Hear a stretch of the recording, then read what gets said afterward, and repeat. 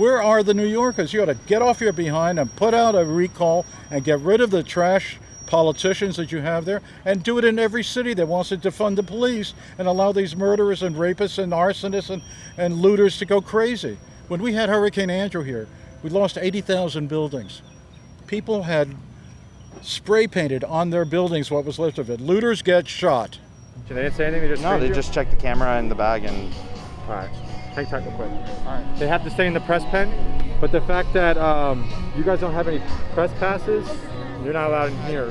Do you think that businesses should be required to reopen with a state/federal mask mandate, or do you think that decision should be left up to the businesses? Look, we're in a pandemic, and we have to take whatever precaution we can. On the other hand, we can't close down, otherwise we won't survive. So the bottom line is, you take precaution as much as you can.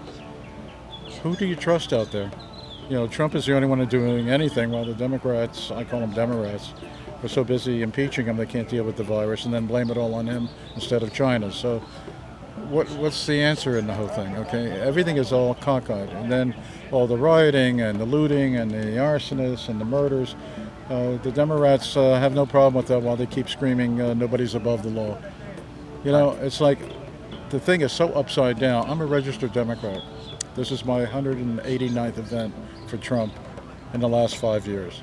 I'm out here to take a stand and let people know that there are a lot of people like me who are totally frustrated, upset, and we're not going to give our support to the Democrat Party any longer. How do you think Trump has dealt with COVID? I think he's done as much as anybody possibly could. And the fact that he has the virus and got over it is even more amazing. We did not have to be in this situation right now if Trump would have not been irresponsible and he would have taken done his job as a leader, okay, and stood up for the American people. All he does is mock the American people, the disabled, the military women and men, which he called losers and suckers, okay? He makes fun of everybody. The reason he downplays it, and I understand, I mean, you can't go around saying the sky is falling because everyone will go into panic. He's a leader and he has to act like a leader, and that's how I feel that he introduced that. I mean, you can't panic and stop living because of it. When Nancy Pelosi in February was going to Chinatown and telling everybody, don't worry, come to Chinatown and celebrate, there's nothing wrong, he had already implemented the ban on travel from China and from Europe. So Trump has been getting a lot of flack for mishandling of the coronavirus, but then there are also some Democrats who also downplayed the virus. For example, Nancy Pelosi said in later February, "Oh, go out to Chinatown. You don't have to worry about this." Okay. And well, then wait. Do you mind? No. I think it's racist to say that Chinatown has anything to do with coronavirus because Chinatown is not in China.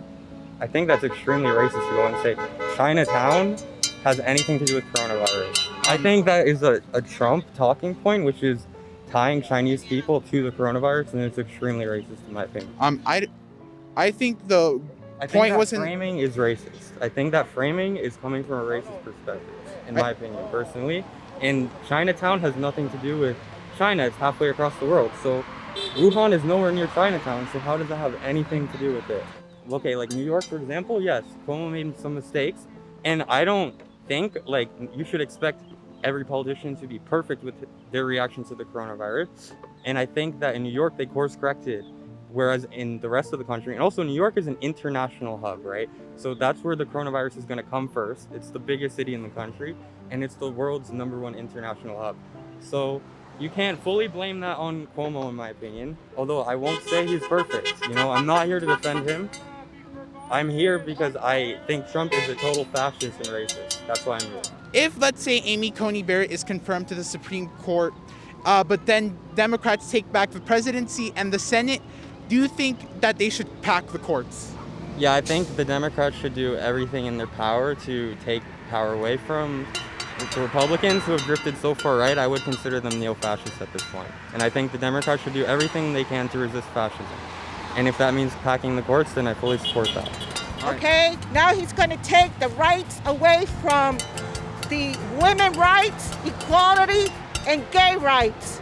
I'm a gay activist. I'm a Jewish activist. I like the fact that Trump put the embassy in Jerusalem. That was a major, pivotal revolution by itself. I like the fact that the Trump has appointed this guy, openly gay, Rick Grinnell, to be ambassador to Germany. 42 Democrats, including Kamala Harris, and Bernie Sanders, and Pocahontas, and at least 3 of the people on the panel that are going after Barrett right now, all voted against. 42 Democrats voted against because they didn't want to give Trump a victory and they didn't want to change the narrative that he's anti-gay when he isn't. That politics is so bad. You want my gay dollars, you want my gay vote, and then you stab me in the back because you want to play your game against Trump for your power trip. Unacceptable. I think we're heading towards civil war. I already have my gun. I think we're best doing what we gotta do. Thank you, guys.